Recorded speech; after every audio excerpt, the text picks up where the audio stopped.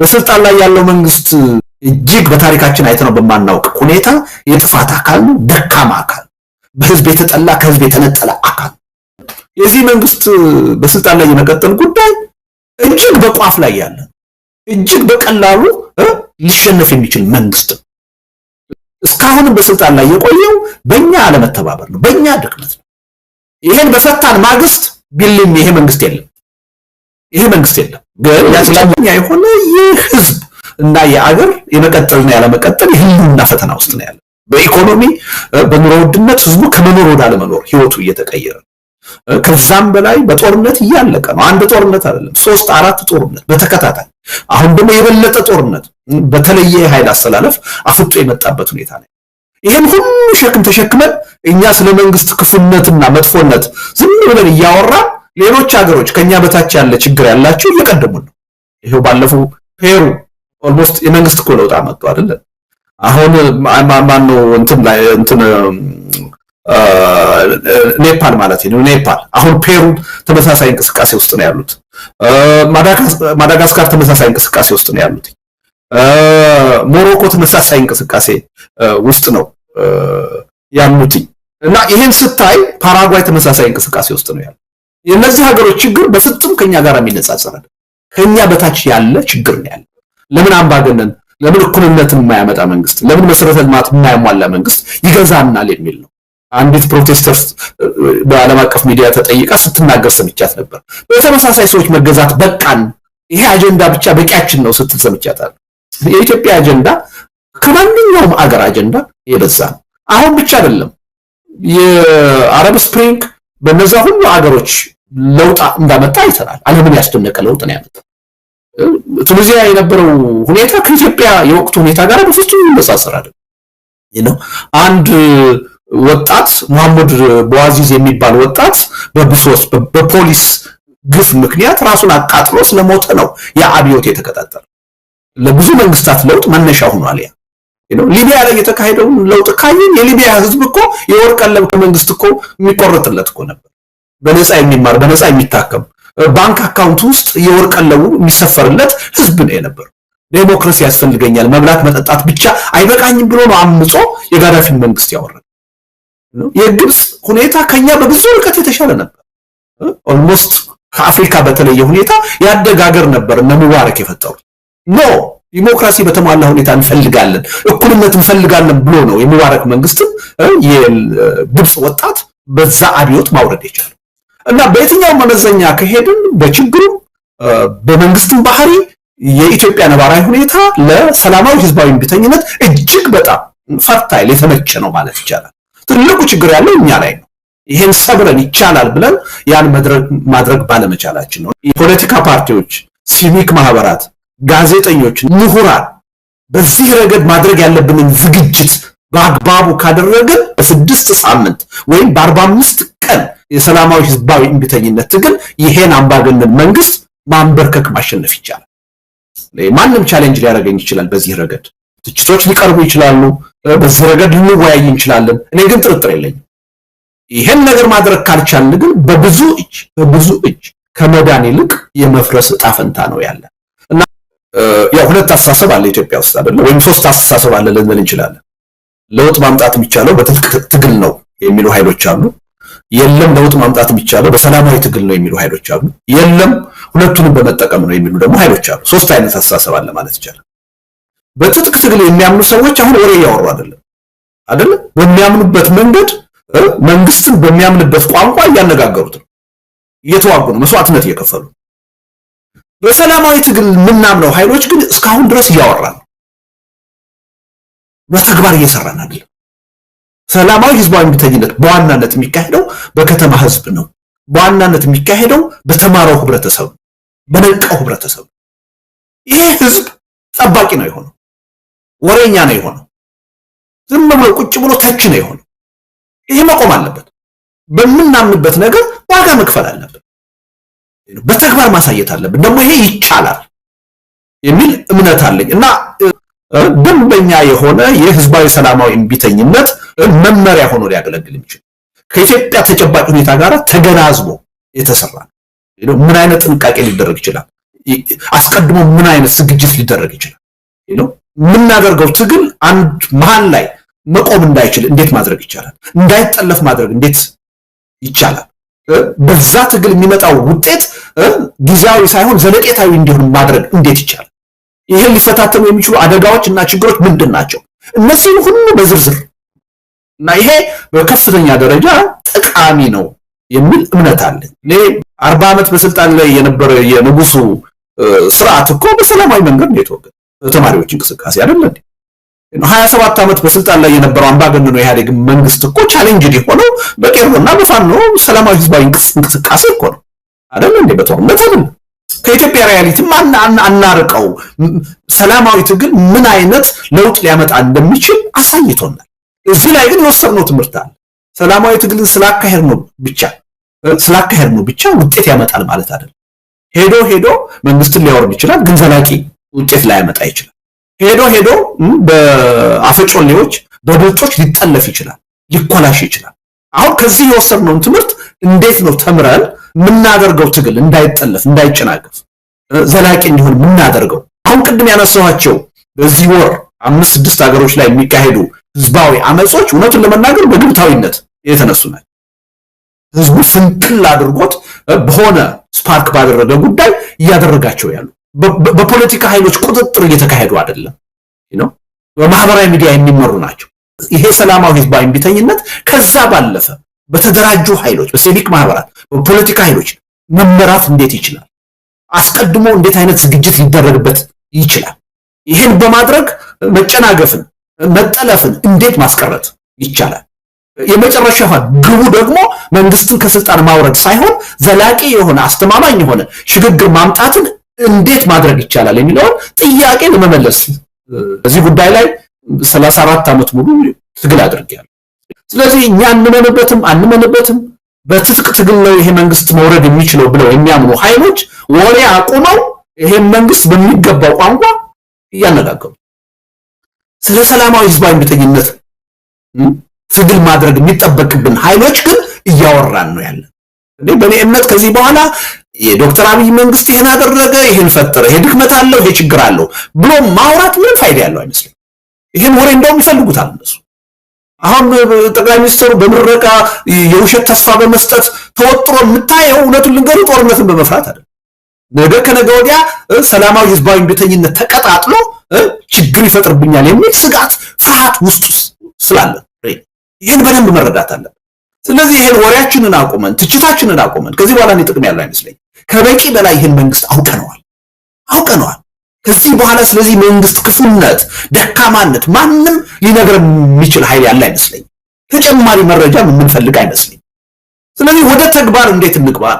አምናው ይሄ ነው እኮ አሁን ለምሳሌ ሰላማዊ ትግልን አካሂዶ በአጭር ጊዜ ውስጥ ውጤት ማምጣት ይቻላል ሲባል ዝም ብሎ ይቻላል ማለት አይደለም። በቂ የሆኑ ዝግጅቶች ያስፈልጋሉ። የቤት ስራችንን መጀመሪያ ሰርተን መገኘት ይኖርብናል። አንዱ የቤት ስራ ምንድን ነው? አሁን የመጣው አደጋ ያለንበት አደጋ ሁላችንንም ጠራርጎ የሚያጠፋ መሆኑን መገንዘብ፣ የአንድ ህብረተሰብ የተናጠል ችግር ሳይሆን የሁላችንም ችግር መሆኑን መገንዘብ ነው። በነገር ላይ ይሄ ግንዛቤ በሂደት እያደገ መጥቷል። ያው እየተከታተልከው ነው። አሁን ብዙ የፖለቲካ ኃይሎች መሰባሰብ ጀምረዋል። አይ በተናጠል የትም አንደርስም፣ ችግሩ የጋራ ነው፣ አደጋው የጋራ ነው፣ በጋራ ታግለን ነው ይሄን ችግር ልንወጣው የምንችለው የሚል አስተሳሰብ በከፍተኛ ፍጥነት እያደገ ነው። መሰባሰቦች በውጭ ሀገርም በሀገር ውስጥም እያየን ነው።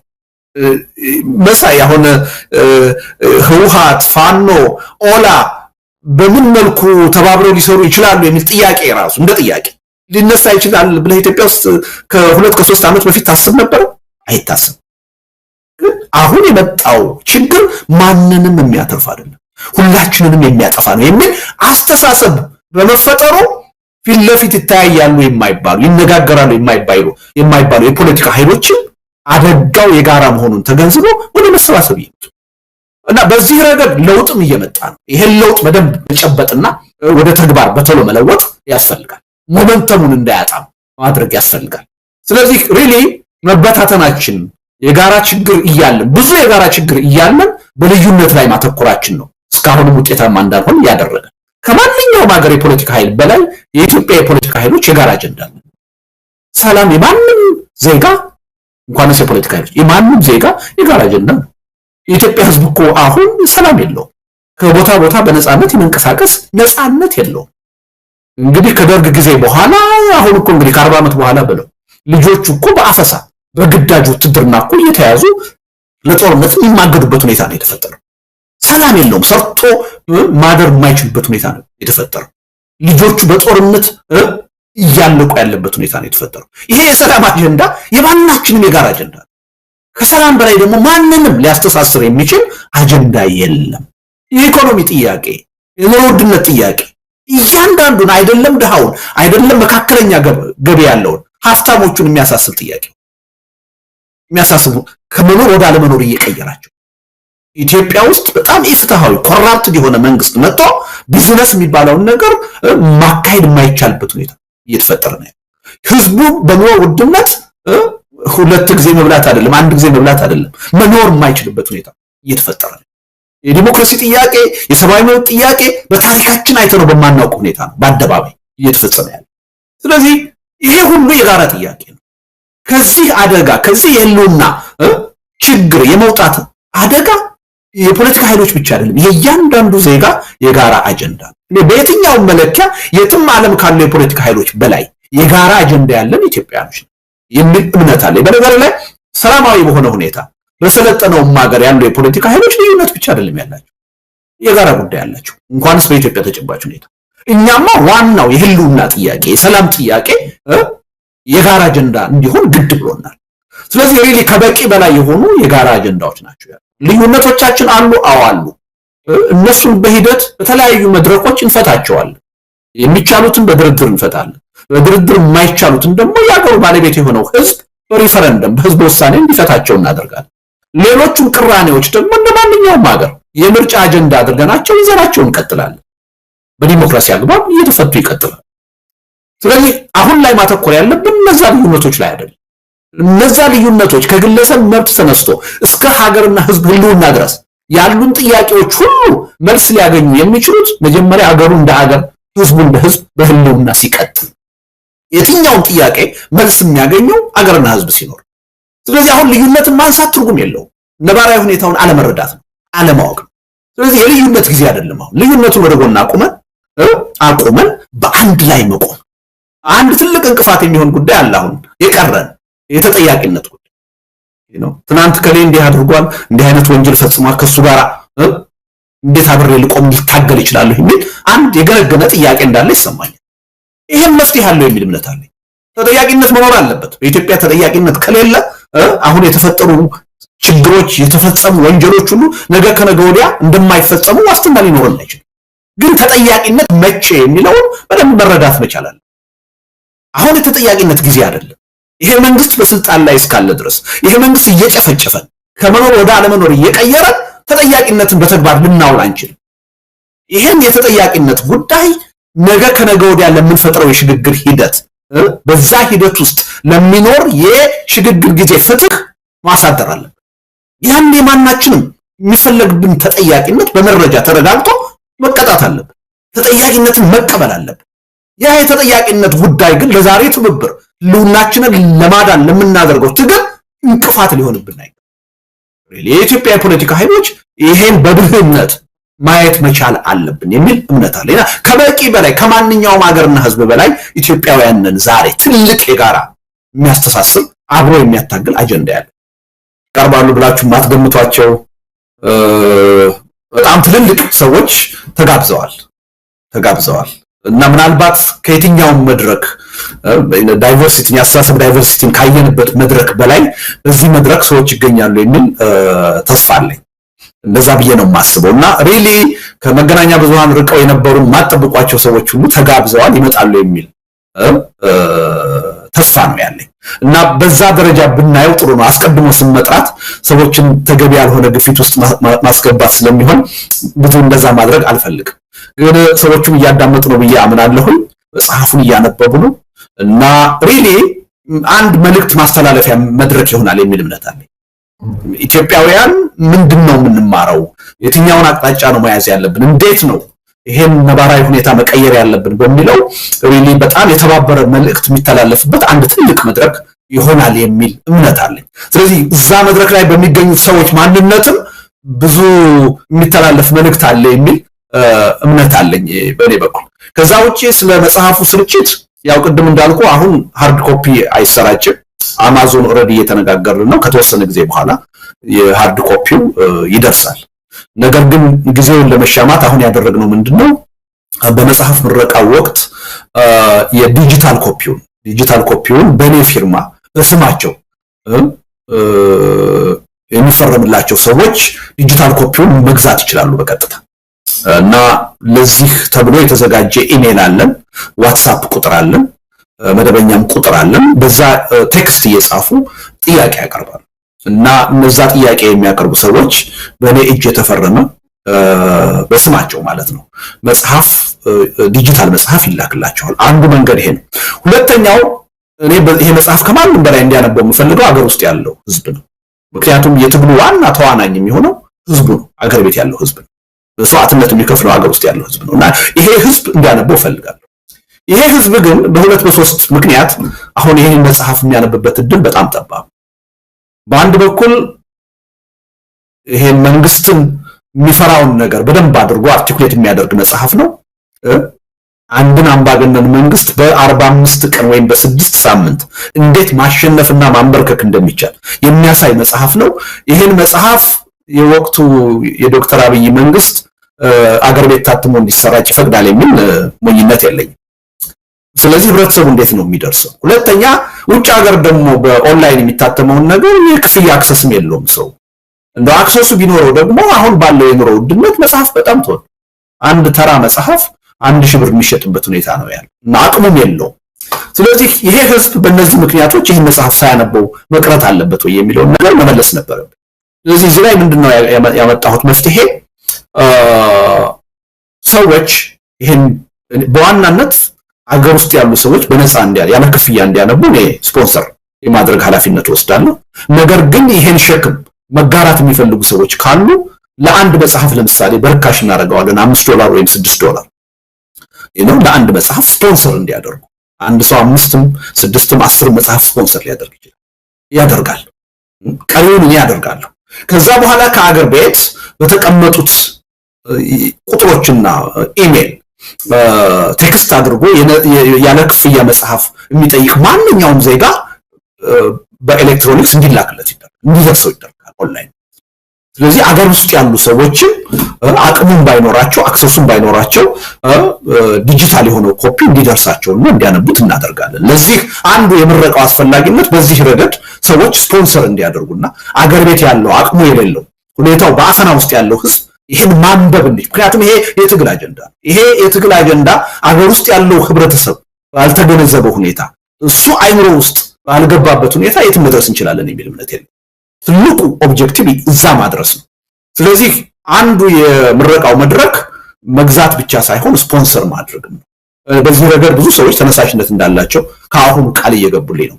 መገናኛ ብዙሃን አጀንዳው የጋራ አጀንዳ መሆኑን ይሄ ዝም ብሎ ያን ግለሰብ መጽሐፍ እንዳልሆነ የትግል አጀንዳ እንደሆነም ተረድተው ትብብር እያደረጉልኝ ይሄው አንተን ጨምሮ በማስታወቂያውም በእለቱም ስርጭቱን ላይቭ ለህዝብ በማሰራጨት ቃል እየገቡልኝ ነው። ምክንያቱም ይሄ የጋራ አጀንዳችን በጋራ ህብረተሰቡ እንዲያነበው ጥረት ማድረግ አለብን የሚል ተነሳሽነት አለ። ስለዚህ የነገ ቅዳሜ ሳምንት በዋሽንግተን አቆጣጠር ከጠዋቱ 11 AM ጀምሮ ወይም በኢትዮጵያ አቆጣጠር ጥቅምት 1 ቅዳሜ ማለት ነው ከምሽቱ 12 ሰዓት ጀምሮ ላይቭ ይተላለፋል እና ስልክ ቁጥሮቹ የኢሜል አድራሻው እዛ ላይ ፖስት ይደረጋል። በዛ አማካኝነት ሰዎች ፕሌጅ ሊያደርጉ ይችላሉ። ስፖንሰር የሚያደርጉትን የሚገዙትን መጽሐፍ አንድ መጽሐፍ ሊሆን ይችላል፣ ለወዳጆቻቸው ለ3 መጽሐፍ ሊገዙ ይችላሉ፣ ሊያቀርቡ ይችላል። በነገር ላይ ከ15 መጽሐፍ በላይ ስፖንሰር የሚያደርጉ ሰዎችን እውቅና ሰጥተን እዛ መድረክ ላይ ስማቸው እንዲጠራ እናደርጋለን። ካለው አጠቃላይ የፖለቲካ ሁኔታ አንፃር ስማቸው የሚጠቀሱ ሰዎች ደግሞ ካልሆኑ የብዕር ስም ይሰጡናል። በብዕር ስም ለህዝብ እንዲገለጽ እናደርጋለን እና በዚህ መልኩ ህብረተሰቡ ይሄን መጽሐፍ አግኝቶ የሚያነብበትን ሁኔታ ለማመቻቸት ነው ጥረት እያደረኩ ያለሁት። ሪሊ በሚቀጥለው ሳምንት ይሄን ቅስቀሳ በማድረግ ረገድ ሚዲያ የበለጠ እገዛ ተረጉምልን ያላችሁ የሚል እምነት አለኝ። አንድ ኮሚቴ አቋቁመን ነው ይሄን ነገር እየሰራን ያለነው። አብሮነትን እዚህ ያደረሰው የአብሮነትን ኢትዮጵያን እዚህ ያደረሰው ኮሚቴ ራሱ ይሄ የጋራ ጉዳያችን ነው ብሎ በኮሚቴ ደረጃ ነው ይሄን ነገር እየሰራ የሚገኘው እና በዚህ መልኩ የተሳካለት ምናልባትም ሌሎቻችሁም ወደፊት መጽሐፍ ጽፉ አንድ ልዩ ተመክሮ የሚሆን የኢንተርኔት የምረቃ ስነ ስርዓት መማሪያ ይሆናል የሚል እምነት አለ። በአንድ ጊዜ ብዙ ህዝብ በምረቃው ስርዓት እንዲታደም ማድረግ ይቻላል፣ ቀጥተኛ ተሳታፊ እንዲሆን ማድረግ ይቻላል የሚል እምነት አለ እና አዲስ ጅማሮም ይመስለኛል። ይሄ ለወደፊቱም የሚጠቅመን ልምድ የሚያካፍለን ይመስለኛል። ያው እንግዲህ ትሬንዱ የሚያሳየው አስቀድመን አውቀነዋል። እኔም አንተም እየጮህን ያለነው እየደከምን ያለነው ወደ ምን አይነት አደጋ በሂደት እየገባን እንደሆነ ስለተረዳን ነው አይደለ? እና ሪሊ አሁን የሁለት ነገር ማየት እንችላለን። አሁን ሰላማዊ ህዝባዊ እምቢተኝነት አፍጥጦ እየመጣ እንደሆነ እየታየ ነው። ሪሊ ይሄንም ተገንዝቦ መንግስት በከፍተኛ ፍርሃት ውስጥ እንደሆነ እያየን ነው። የተለያዩ እርምጃዎችን ሲወስድ እያየን ነው። አዲስ አበባ ከተማ ታይቶ የማይታወቅ አይነት ነው ሰራዊት ነው የጸጥታ ሰራተኛ ነው እያሰማራ ያለው እና እያንዳንዷን ነገር በፍርሃት በጥንቃቄ ለማየት የተገደደበት ሁኔታ ተፈጥሯል። ዓለም አቀፉ ሁኔታ ራሱ አሁን በተለያዩ አገሮች እየታየ ያለው የሰላማዊ ህዝባዊ እምቢተኝነት እንቅስቃሴ ህብረተሰቡን እያነሳሳው ነው። ስለዚህ አንድ የሆነ እንቅስቃሴ ከፊታችን ሊመጣ እንደሚችል እየታየ ነው። እንግዲህ እዚህ ላይ ነው የኛ ዝግጅት የሚያስፈልገው። ዝም ብሎ ይምጣ አይባልም። ያ ነገር ሲመጣ ቅድም እንዳልኩት እንዳይጠለፍ እንዳይኮላሽ የሚመጣው ለውጥ ደግሞ ዝም ብሎ የአምባገነኖች ለውጥ ሳይሆን ዘላቂ ለውጥ የሚያመጣ እንዲሆን በቂ የሆነ ዝግጅት ያስፈልገናል። የአጀንዳ ዝግጅት ያስፈልገናል። የድርጅት ትብብር ዝግጅት ያስፈልገናል። የንቃተ ህሊና ዝግጅት ያስፈልገናል። ይሄን ነው አሁን ማድረግ ያለብን የሚል ነው የሀገረ ካኦፒ መሰረታዊ ዓላማ፣ ይሄን ዝግጅት ለመፍጠር። ስለዚህ በሰላማዊ ህዝባዊ እምቢተኝነት በኩል አሁን ጫፍ እየደረሰ ሊፈነዳ የተቃረበ ሁኔታ እየተፈጠረ እንደሆነ እያየ የትጥቅ ትግሉ አዲስ አቅጣጫ እየያዘ አሁን አንዳንዶቹ ለምሳሌ ፋኖን ብንወስድ እስካሁን ድረስ ፒውር የሆነ የጎሬላ ፋይተር ስትራቴጂ ነበር የሚጠቀሙ። ኢት ኤንድ ራን የሚሉት አይነት የሆነ ቦታ አድፍጠህ አጥቅተህ ትሰወራለህ፣ ትበተናለህ። የዛ አይነት ስልት ነበር የሚያካሂደው።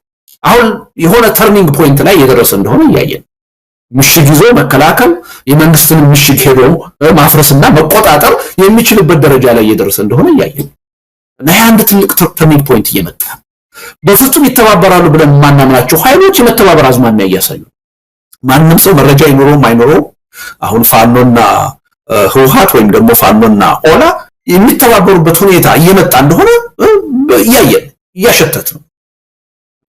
ትርጉም ያለው አይመስለኝም። አሁን ባለው ጦርነት ከጀርባ ህወሓት አለ ኦላ አለ የለም የሚለው ክርክር ትርጉም ያለው አይመስለኝም። አሁን ላይኖሩ ይችላሉ፣ እኔ መረጃ የለኝም። ነገ ከነገ ወዲያ ግን እንደሚኖር ምንም ጥርጥር የለም።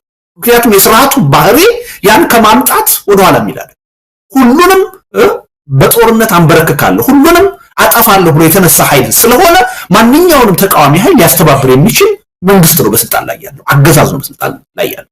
ስለዚህ ሊደንቀን አይገባም ማለት ነው። ኢትዮጵያ ውስጥ ያሉ ትናንት ሰፊ የፖለቲካ ቅራኔ ያላቸው ብለን ምናምን የፖለቲካ ኃይሎች ተባብረው ቢመጡ ልንደነቅ አይገባም።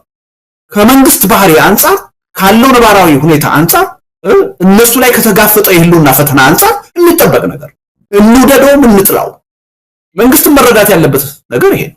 ስለዚህ በአጠቃላይ ይሄ መንግስት በእብሪት ተወጥሮ ትጥቃችሁን አስፈታለሁ አንበረክካችኋለሁ ረግጬ ገዛችኋለሁ ብሎ ያስነሳቸው ጦርነቶች ሁሉ የትም እንዳልደረሱ ወደፊትም የትም እንደማይደርሱ በደንብ በጋድ የታየበት። ስለዚህ ይሄ መንግስት አያሸንፍም ብቻ አይደለም ኢቭን በጦርነት የመሸነፍ እድሉ እየሰፋ እንደመጣ በግልጽ የታየበት ወቅታዊ ሁኔታ ላይ። ስለዚህ እነዚህ በግራም በቀኝም እየመጡ ያሉ ቀውሶች እንዴት ነው ማኔጀብል የሚሆኑት? ይሄ ትውልድ ካለፈው ትውልድ ሁሉ የተሻለ ታሪክ መስራት ካለበት ይሄን ቀውስ እንዴት ነው ማኔጅ የማደርገው በሚለው ጥያቄ ግልጽ የሆነ መረዳት ሊኖር ይገባል። በጦርነትም መጥተው መንግስትን ቢያወርሱ የመጨረሻ ግብ አይደለም። በሰላማዊ ህዝባዊ እምቢተኝነትም ተንቀሳቅሰን መንግስትን ከስልጣን ብናወርድ የመጨረሻ ግብ አይደለም። ካለፈው ትውልድ የተለየ ታሪክ መስራት ካለብን ምናደርገው ትግል የሚከፈለው መስዋዕትነት በከንቱ መሆን የለበትም። በሆነ የፖለቲካ ኃይል የሚጠለፍ መሆን የለበትም። በሆነ የፖለቲካ ኃይል የሚጨናገፍ መሆን የለበትም። ወይም ሄዶ ለውጡ የአንድ አምባገነን በሌላ አምባገነን መተካት መሆን የለም። እነዚህ ሶስት ችግሮች ለመፍታት ከፈለግን አሁን በበቂ ሁኔታ መዘጋጀት አለብን። ቅድም ያልኳቸውን ሁለት ዝግጅቶች ማድረግ አለ። የአስተሳሰብ ዝግጅት ማድረግ አለ። የድርጅት የትብብር ዝግጅት ማድረግ አለ። ይሄን ካደረግን የዚህ መንግስት በስልጣን ላይ የመቀጠል ጉዳይ እጅግ በቋፍ ላይ ያለ እጅግ በቀላሉ ሊሸነፍ የሚችል መንግስት አሁን ያሉብንን ድክመቶች ችግሮች ሁሉ አሁን መለስ ብለን ማየትና ለመፍታት የመሞከር አዝማሚያ በሰፊው እየታየ ነው። እዚህ ቀደም ስናገር ሰምተኝ ይሆናል 80% ኢትዮጵያ የመፍረስ ድል ያላት ብዬ ነበር። ከቅርብ ጊዜ ወዲህ ግን ይሄ ጉዳይ ወደ 65% ወርዷል ብዬ ተናግሬያለሁ። ለምን? አብዛኛው የተቃዋሚ ኃይል ላይ ያስተሳሰብ ለውጥ እያየው ይሄ በተናጠል የምናደርገው ትግል ሁላችንንም ይዞን ይጠፋል እንጂ ማንንም አይጠቅምም። በተናጠልም አገዛዙ ማሸነፍ አይቻልም የሚለው አስተሳሰብ ከጊዜ ወደ ጊዜ እየተጠናከረ እየጎለበተ መጥቷል። አሁን ከፍተኛ የሆነ የመተባበር በጋራ አጀንዳ ላይ የመስራት ተነሳሽነት ተፈጥሯል እና የኢትዮጵያ ተጨባጭ ሁኔታ ያለው አሁን እዚህ ላይ ይሄን ሁኔታ በአግባቡ ይዞ ወደ የሚፈለገው ለውጥ በተግባር በተጨባጭ የመረማመድ ጉዳይ ነው አሁን ይቀር እና በዚህ ረገድ ሁላችንም የሚጠበቅብንን ኃላፊነት ከተወጣን በስልጣን ላይ ያለው መንግስት ጉዳይ ሪሊ ብዙ እጁ ያለቀለት እጅግ በታሪካችን አይተነው በማናውቅ ሁኔታ የጥፋት አካል ነው፣ ደካማ አካል፣ በህዝብ የተጠላ ከህዝብ የተነጠለ አካል እስካሁን በስልጣን ላይ የቆየው በእኛ አለመተባበር ነው፣ በእኛ ድክመት ነው። ይሄን በፈታን ማግስት ቢልም ይሄ መንግስት የለም። ግን ይሄ መንግስት ትልልቅ ፕሮጀክቶችን ያስመረቀ ነው የሚለው ነገር እኔ አልገዛው። ይሄ መንግስት ራሱ ጀምሮ ያስጨረሰው ትልቅ ፕሮጀክት እስካሁን አላውቅም። ልትነግረኝ ትችላለህ ካለ አላውቅም። አሁን በጣም በትልቅ ሁኔታ የሚወራው የአባይ ግድብ ነው አይደል እንዴ? 65% አልቆ የተሰጠው ፕሮጀክት ነው። ማንም የተጀመረ ፕሮጀክት የጊዜ ጉዳይ ነው፣ ያልቃል አይደል እንዴ? የፈለገ ደካማ መንግስት ቢሆን አንድ ወቅት ያልቃል። ይሄ ፕሮጀክት ግን ኦልሞስት ተገባዶ የተሰጠው 65% ወይም 2/3 አልቆ የተሰጠው 7 ዓመት ነው የፈጀበት ያለ መጨረስ። ያውም ደግሞ ግድቡ ሊያመርተው ከሚችለው ሜጋዋት ወደ 1500 ቀንሶ የውሃ ማጠራቀም ካፓሲቲውን በዛው መጠን ቀንሶ እና ሪሊ ይሄን እንደ ትልቅ ነገር ወስዶ እንደ እሱ እንደጨረሰው አድርገን መልእክት እንዳናስተላልፍ መጠንቀቅ ያለብን ይመስለኛል። አሁን አንዳንድ የተመረቁ ያሉ ትንሽ ጎላ ያሉ ፕሮጀክቶች ምናያቸው ሁሉ ቀድሞ የተጀመሩ ናቸው። ከዚህ መንግስት መምጣት በፊት ጀምሮ የተጀመሩ ናቸው። ይሄ መንግስት እንትንም የለውም፣ ያስተሳሰብ ካፓሲቲውም የለውም ትልቅ ፕሮጀክት ለማሰብ። ለዚህ ነው 7 ዓመት ሙሉ ስለ ፓርክ ስለ ኮሪደር ልማት ሲያወራ የከረመው፣ ስለ ሎጂ ሲያወራ የከረመው። ያው ምልህ ያገዛዙን ደጋፊዎች እና ተከታዮች በሎጂክ በምክንያታዊነት ምን ማሳመን መከራከር አይቻልም። አሁን የሚጠይቅ ሰው አለ? ስለነዛ ሎጂዎች እኮ ማውራት ቆም አይደለ መሳይ? ያ ሁሉ ፕሮፓጋንዳ የተሰራበት ሎጂ 6-7 ሎጂ ምን ላይ እንዳለ አይታወቅም። ያን ሁሉ ገንዘብ ምጥጥ አድርጎ ከጥቅም ውጭ ነው። አፉን ከፍቶ ነው የሚውለው። ጠቅላይ ሚኒስትሩ የራሳቸውን ሙሽሮች እየወሰዱ የሚጋብዙበት እየላኩ የሚጋብዙበት ሎጂ ነው የሆነው። ምን ተገኘ? የኢትዮጵያ ህዝብ መሰረታዊ ጥያቄ አሁን ፓርክ ነው ወይ መዝናኛ ነው ወይ? እንኳንስ በኢትዮጵያ ደረጃና በአዲስ አበባ ደረጃ ስንት ማህበራዊ ቀውስ ኢኮኖሚያዊ ቀውስ ነው ያለው። 60% የአዲስ አበባ ህዝብ እኮ የራሱ መጸዳጃ ሽንት ቤት የለው። አዲስ አበባ ውስጥ ሆኖ ንጹህ ውሃ የማያገኝ በባህር ዛፍ ቅጠል ማገዶ የሚጠቀመው ህዝብ ስንት ነው? እንደ ትልቅ ነገር አሁን ፓርክን እንደ ትልቅ ፕሮጀክት እንኳንስ በኢትዮጵያ ደረጃ በአዲስ አበባ ደረጃ ወስዶ የሚያስብ መንግስት ለምን መንግስት አይደለም? ይሄ መንግስት እንደ አንድ መዘጋጃ ቤትም አይደለም። ሪሊ የአዲስ አበባ መዘጋጃ ቤት ኃላፊነት እጅግ ሰፊ ነው። የከተማ ውበትና ፓርክ ብቻ አይደለም መዘጋጃ ቤት፣ የህብረተሰቡ ማህበራዊ ኢኮኖሚያዊ ኑሮ ይመለከተዋል። አሁን የኢትዮጵያ መንግስት ግን የሚሰራው ስራ ለአዲስ አበባ መዘጋጃ ቤት አይደለም፣ በአዲስ አበባ መዘጋጃ ቤት ውስጥ ላለ አንድ ዲፓርትመንት ምን አይመጥም። እጅግ ግልብ የሆነ ተራ የሆነ ስራ ነው ሲሰራ አይቀርም ነው በአንድ በኩል ማለት ነው። በሌላ በኩል ደግሞ መጥፎ ነገሮችን ካየን ደግሞ በጦርነት ውስጥ ነው ይኖር። ፕሮጀክትስ እንዴት ትልቅ ፕሮጀክት ይሰራል ብለህ ታስባለህ? አስቸጋሪ እኮ ነገር ነው። አሁን በዘመናችን የሚካሄድ ጦርነት እኮ እጅግ በጣም ውስብስብ አሁን ኢትዮጵያ ውስጥ የሚደረገውን ጦርነት ሎጂስቲክ የመደገፍ አሁን ትራንስፖርቱን ቤንዚኑን የመሸፈን መሳሪያውን ትጥቁን የመሸፈን ልብሱን የመሸፈን ቀለቡን የመሸፈን ጉዳይ እኮ እጅግ እኮ ከባድ እኮ የሀገሪቱን ኢኮኖሚ እኮ እየበላው እኮ ይሄ መንግስት ገንዘብ እያተመ እንደሚያሰራጭ እናውቃለን። እየበላው እኮ እንኳንስ በዚህ አይነት ሁኔታ የኢኮኖሚ እድገቱ ተገጥቶ ኢንቨስትመንት ተዳክሞና እንደው የተሟላ የኢኮኖሚ እድገት ኖሮ በ10 ዲጂት በ11 ዲጂት እያደግን ማለት ነው። አሁን ያለውን ጦርነት ማካሄድ በራሱ ችግር ውስጥ የሚከት እጅግ ኤክስፔንሲቭ ጦርነት ነው እየተካሄደ ያለው። ይሄ ጦርነት የሀገሪቱን ኢኮኖሚ በልቶታል ውስጡ። አንድ ወቅት ይሄ ኢኮኖሚ ዘጭ እንደሚል ምን ጥርጥር የለው። አንድ ወቅት ብራችን አንድ ወቅት ዚምባብዌ ሲሆን እንዳየ ነው ወረቀት ይሆን ወደ ወረቀትነት ይቀየራል።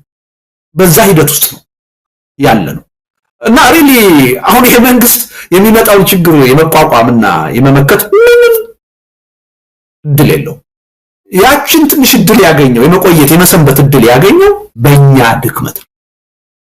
አማራጭ የሆነ የተደራጀ የተባበረ የፖለቲካ ኃይል ኢትዮጵያ ውስጥ ባለመኖር እኛን እንፈጠርንልን አሁን ትንሽ እንደ ግሉኮስ እንዳይሞትም እንዳይድንም ለመሰንበቻ የውጭ ኃይሎች የውጭ መንግስታት እርዳታ የሚሰጡትም አማራጭ ስለጠፋ መንግስትን የሚረከብ ሌላ የፖለቲካ ኃይል በሌለበት ሁኔታ ይሄ መንግስት ኮላፕስ ቢያደርግ አካባቢው ወደ ቀውስ ወደ ባሰ ቀውስ ሊሄድ ይችላል። ምን አማራጭ አለን ብለው ነው ነጮቹ እየደጎሙት ያለው እየረዱት ያለው። በብዙ አቅጣጫ ካየኸው የዚህ መንግስት የመሰንበት እድል የተፈጠረው በምንም በራሱ ጥንካሬ ሳይሆን በእኛ ድክመት ምክንያት ነው። ይሄን ድክመታችንን በደንብ ተረድተን ነቅተን በፈታነው ማግስት ይሄ መንግስት እንኳንስ ሊቋቋም በህልውና ሊቀጥል አይችልም። እኔ በዚህ ምንም ጥርጥር የለኝም። 100% እርግጠኛ የሆነ መተማመን ነው ያለው። ይሄን መተማመን እንዴት አድርገን የሁላችንም የጋራ መተማመን እናደርገዋለን? ከፖለቲካ ኤሊቱ አልፎ የህዝቡ መተማመን እንዴት እናደርገዋለን የሚለው ላይ አተኩረን ከሰራን ሪሊ በጣም ቀላል ነው የሚል እምነት ነው ያለው። ይሄ መንግስት ምንም መመከት የሚችል አይደለም። ራቁቱን የቀረ መንግስት ነው። ህዝባዊ መሰረቱን ያጣ መንግስት፣ የተነጠለ መንግስት ነው። በአንድ ግለሰብ ግለሰብ የሚመራ መንግስት ነው። ያለ ምንም ህጋዊ ማዕቀፍ ያለ መዋቅር ይሁንታ በአንድ ግለሰብ እንደተፈለገ የሚመራ መንግስት ነው። ይሄ መንግስት በምንም ተአምር አንዳንድ ሰዎች በስልጣን ላይ መቆየቱን እንደ ትልቅ ብቃት አነናቀው ምናምን ሲሉ ሰማለሁ። ከራሱ ብቃት የመነጨ አይደለም። ሁልጊዜ የዚህን መንግስት በስልጣን ላይ መቀጠል ስናስብ መውቀስ ያለብን ራሳችን ነው ማፈር ያለብን። እንዴት እንዲህ አይነት ደካማ ዋሾ የሆነ ህዝባዊ ተቀባይነት የሌለው መንግስት በስልጣን ላይ እንዲህ ውሎ እንዲያድር ለአመታት ቻለን ለሚለው ጥያቄ ማንንም ማማረር አንችልም። ራሳችንን ነው መውቀስ ያለብን፣ ራሳችን ነው ማፈር ያለብን። እዚህ ቁጭት ውስጥ ገብተን ይሄን ድክመታችንን ከፈታን በምንም ተአምር የቀናት ጉዳይ ነው የሳምንታት ጉዳይ የሚል እምነት ነው ያለው። ስልጣን ላይ የቆየው እኛን ከፋፍሎ ማቆየት ይቻላል። ተሳክቶለት ነው። የተሳካለት ግን እሱ ብርታት ነው ብዬ አላምንም። በእኛ ድክመት ነው። ግልጽ እኮ ነው ምን እንደተከፋፈለን አይደል? አንዳችን አንድ ነገር ዋሽቶ እየነገረ ለሌላችን ነገ ደግሞ ዋሽቶ ቃል እየገባ አንዳችንን የሌላ ጠላትና እንትን አድርጎ አባላንጥ አድርጎ እያሳየ በወሬ እኮ ነው የከፋፈለን፣ በሌላ ነገር እኮ አይደለም። ለዛ ሰለባ የሆነው እኛ ነን። ያ የእኛን ድክመት ነው እንጂ የሚያሳየው የእሱን ጥንካሬ አይደለም የሚያሳየው። አንድ ተራ አራዳ ነኝ የሚል ዱርዬ ቢያታልልህና ኪስህን አውልቆ ገንዘብህን ቢዘርፈው እሱም ማማረር ያለብህ አይመስለኝም። ራስህን ነው መጠየቅ ያለብህ። ምን ጥንቃቄ ባላደርግ ነው? ምን ያህል ሞኝ በሆን ነው ይሄ ሰው እንደዚህ አድርጎ የዘረፈ ብለህ ነው መጠየቅ ያለብህ። እና ሪሊ ምንም ጥርጥር የለውም ተሳክቶለታል። ያው እንዳይሳካለት ማድረግ የምንችለው ግን ከእንግዲህ እኛ እሱ በሚያደርገው ነገር አይደለም የሚወሰነው፣ እኛ በምናደርገው ነገር ነው የሚወሰነው። ይሄ ነው። በነገር ላይ ወደ መጽሐፌ ልመልስልህና አሁን ያመጣሁን ጥያቄ ለመመለስ ለአራት ኃይሎች መልእክት የሚያስተላልፍ ጽሁፍ ነው ነው የጻፍኩት። በአንድ በኩል የራሱን ዕጣ ፈንታ በእጁ ያላስገባ ከተወሰኑ የፖለቲካ ኃይሎች ለውጥን የሚመኝ ህዝብ ሄዶ የሚጠብቀው የህልውና አደጋ እንደሆነ ያሳያል በአንድ በኩል። በሌላ በኩል መንግስት ተገቢ የሆነ ለውጥን የህዝብን ጥያቄ በተገቢው ጊዜና ሁኔታ የማይቀበል መንግስት ሄዶ ራሱ የእልቂቱ ሰለባ ነው የሚሆነው። እንደውም ቀዳሚ የእልቂቱ ሰለባ ይሆን። ይሄን ያሳያል። ወደ ተቃዋሚው ስትመጣ ደግሞ የተበታተነ የትጥቅ ትግል የሚያደርጉ ኃይሎች ራሳቸውን ብቻ አሸናፊ ለማድረግ በተናጠል የሚሮጡ የፖለቲካ ኃይሎች በትጥቅ ትግል ማለት ነው ሄደው ድልን ሳይሆን ሽንፈትን እንደሚያመጡ በደንብ አስተማሪ ሁኔታ ያሳያል። በሰላማዊ ትግል የሚያምኑ ኃይሎች በትጥቅ ትግል ከሚያደርጉት ውጤት ከመጠበቅ ራሳቸው ተደራጅተው ህዝቡን አሳምነው መንቀሳቀስ ካልቻሉ ራሳቸውም የችግሩ ሰለባ እንደሚሆኑ የሚያሳይ እነዚህ አራት አካላት ማለት ነው። መንግስት፣ ህዝቡ፣ ተቃዋሚዎች ደግሞ በሁለት ተከፍለው በትጥቅ ትግልም በሰላማዊ ትግልም ትግል የሚያደርጉ ኃይሎች በወቅቱ ማድረግ ያለባቸውን ነገር በተገቢ ሁኔታ ካላደረጉ ሁሉም የችግሩ ሰለባ ነው። አንዳችን ማናመልጥ በሰላም የምናምነው በትጥቅ የምናምነው መንግስትም ተቃዋሚውም ሁላችንም በዚህ የሉና ጥፋት ተለይተን አንድን መጨረሻ ላይ ሄደን ሁላችንም የጥፋቱ ተቋዳሽ ነው ሰለባ ነው የምንሆነው እና ሪሊ እዚህ መጽሐፍ ላይ ለማሳየት የተሞከረው ይሄ ነው። ችግሩ ያለው አንድ ቦታ ላይ ብቻ አይደለም፣ ሁላችንም ላይ ነው። ይህን መረዳት በአስቸኳይ ማምጣት ይቻላል። ከዚህ መረዳት ነው ውጤቱ ሊመጣ የሚችለው የሚል ነው እና ተሳክቶለታል። ግን እንዳይሳካ ማድረግ የምንችለው ማንም አይደለም እኛ። ድክመት አለው ይሄ ችግር አለው ብሎ ማውራት ምን ፋይዳ ያለው አይመስልም። ይሄን ወሬ እንደውም ይፈልጉታል እነሱ። አሁን ጠቅላይ ሚኒስትሩ በምረቃ የውሸት ተስፋ በመስጠት ተወጥሮ የምታየው እውነቱን ልንገሩ ጦርነትን በመፍራት አይደለም። ነገ ከነገ ወዲያ ሰላማዊ ህዝባዊ እምቢተኝነት ተቀጣጥሎ ችግር ይፈጥርብኛል የሚል ስጋት ፍርሃት ውስጥ ስላለ ይሄን በደንብ መረዳት አለ። ስለዚህ ይሄን ወሬያችንን አቁመን ትችታችንን አቁመን ከዚህ በኋላ እኔ ጥቅም ያለው አይመስለኝ። ከበቂ በላይ ይሄን መንግስት አውቀነዋል። ከዚህ በኋላ ስለዚህ መንግስት ክፉነት፣ ደካማነት ማንም ሊነግር የሚችል ኃይል ያለ አይመስለኝ። ተጨማሪ መረጃ የምንፈልግ አይመስለኝ። ስለዚህ ወደ ተግባር እንዴት እንግባ? ይሄን የተግባር ጥያቄ በተጨባጭ የሚመልስ ጽሁፍ ነው እኔ በኩል ለመጻፍ የሞከርኩት እና እኔ ጥያቄውን በደንብ ይመልሳል የሚል እምነት ነው ያለ። አምናው ይሄ ነው እኮ አሁን ለምሳሌ ሰላማዊ ትግልን አካሂዶ በአጭር ጊዜ ውስጥ ውጤት ማምጣት ይቻላል ሲባል ዝም ብሎ ይቻላል ማለት አይደለም። በቂ የሆኑ ዝግጅቶች ያስፈልጋሉ። የቤት ስራችንን መጀመሪያ ሰርተን መገኘት ይኖርብናል። አንዱ የቤት ስራ ምንድነው? አሁን የመጣው አደጋ ያለንበት አደጋ ሁላችንንም ጠራርጎ የሚያጠፋ መሆኑን መገንዘብ፣ የአንድ ህብረተሰብ የተናጠል ችግር ሳይሆን የሁላችንም ችግር መሆኑን መገንዘብ ነው። በነገር ላይ ይሄ ግንዛቤ በሂደት እያደገ መጥቷል። ያው እየተከታተልከው ነው። አሁን ብዙ የፖለቲካ ኃይሎች መሰባሰብ ጀምረዋል። አይ በተናጠል የትም አንደርስም፣ ችግሩ የጋራ ነው፣ አደጋው የጋራ ነው፣ በጋራ ታግለን ነው ይሄን ችግር ልንወጣው የምንችለው የሚል አስተሳሰብ በከፍተኛ ፍጥነት እያደገ ነው። መሰባሰቦች በውጭ ሀገርም በአገር ውስጥም እያየን ነው። መሳይ አሁን ህውሃት፣ ፋኖ፣ ኦላ በምን መልኩ ተባብረው ሊሰሩ ይችላሉ የሚል ጥያቄ ራሱ እንደ ጥያቄ ሊነሳ ይችላል ብለህ ኢትዮጵያ ውስጥ ከ2-3 ዓመት በፊት ታስብ ነበር? አይታሰብ። አሁን የመጣው ችግር ማንንም የሚያተርፍ አይደለም፣ ሁላችንንም የሚያጠፋ ነው የሚል አስተሳሰብ በመፈጠሩ ፊት ለፊት ይታያሉ የማይባሉ ይነጋገራሉ የማይባሉ የፖለቲካ ኃይሎችም አደጋው የጋራ መሆኑን ተገንዝቦ ወደ መሰባሰብ ይመጡ እና በዚህ ረገድ ለውጥም እየመጣ ነው። ይሄን ለውጥ በደንብ መጨበጥና ወደ ተግባር በቶሎ መለወጥ ያስፈልጋል። ሞመንተሙን እንዳያጣም ማድረግ ያስፈልጋል።